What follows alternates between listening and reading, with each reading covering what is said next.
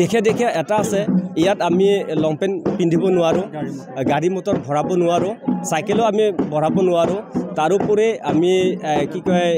জোতা চেণ্ডেল আমি ইয়াত হেৰি কৰিব নোৱাৰোঁ তাৰোপৰি মাৰা নষ্ট ইয়াত মানে নচলিব মাৰা নষ্ট ইয়াত মানে আনিব নোৱাৰিব যদি কোনোবা VIP আহে তেওঁ মানে জেনেৰেল হেৰি নিচিনাই ভক্ত হিচাপে আহিব পাৰিব আৰু এই চগ্ৰা খামৰ দ্বাৰা ইয়াত নিজৰ মাংগলিক পৰ্ব ইয়াত মানে আশীৰ্বাদো ল'ব পাৰে ইয়াত আমি নজনাকৈ ইয়াত আমাৰ তিৱা ৰাইজে মানে হেৰি কৰে বিশ্বাস কৰে ইয়াত মানে যিটো হেৰি আছে আমাৰ দেৱতা চাৰি ভাই চাৰি খৰাকী প্ৰধানত মহাদেৱৰ যিখিনি মানে হেৰি আছে শক্তি আছে ইয়াত এই শক্তিটো মানে হেৰিটো আৰাধনাটো প্ৰধানত মানে মহাদেৱক আৰাধ্য কৰাৰ এক মানে পৰম্পৰাগত তিৱাসকলৰ ৰীতি নীতিৰে খামটো হৈছে নাম চগ্ৰা প্ৰথম কথা হ'ল কি এইটো আমাৰ যি চগ্ৰা পূজা এই চগ্ৰা পূজা হ'ল কৃষিভিত্তিক বুলি কয় আৰু কৃষিৰ লগত ইয়াৰ হেৰি সম্পৰ্ক আছে মানে আগন্তুক আমাৰ এতিয়া কৃষি হেৰি আহি আছে আমাৰ বাৰিষা আহি আছে আৰু তাৰ কাৰণে এই পূজা পাতল আৰু অলৰেডি আমাৰ উপৰোক্ত বক্তাজনে কৈ গৈছে যে মানে গাঁওখনৰ যদি কিবা বিভিন্ন ধৰণৰ দুৰ্ঘটনা হয় বা বিভিন্ন মানে দায়জগৰ থাকে এইবোৰ মহিমূৰ কৰি মানে এইটো মানে আমাৰ চগৰাটো হ'ল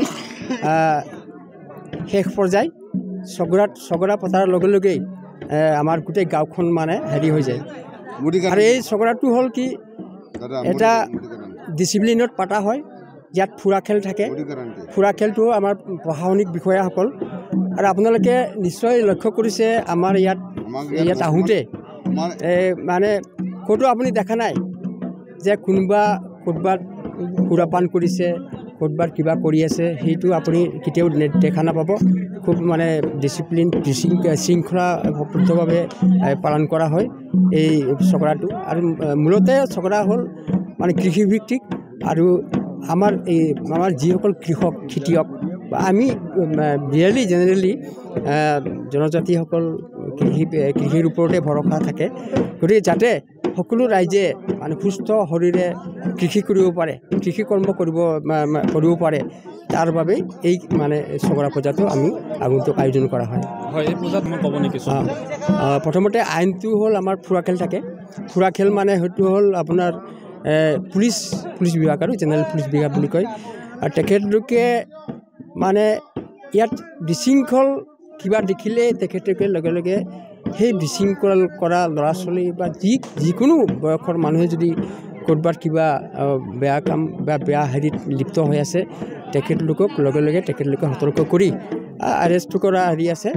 এৰেষ্ট কৰি তেখেতলোকক এটা মানে আমাৰ যি পৰাচাৰী বুলি কয় তাত মানে তেখেতলোকক মানে হেৰি কৰা হয় বন্দী কৰা হয় পিছত আকৌ মানে তেখেতক গোটেইখিনি কথা বুজাই দিয়াৰ পিছত আকৌ তেখেতক মুকলি কৰি দিয়া হয়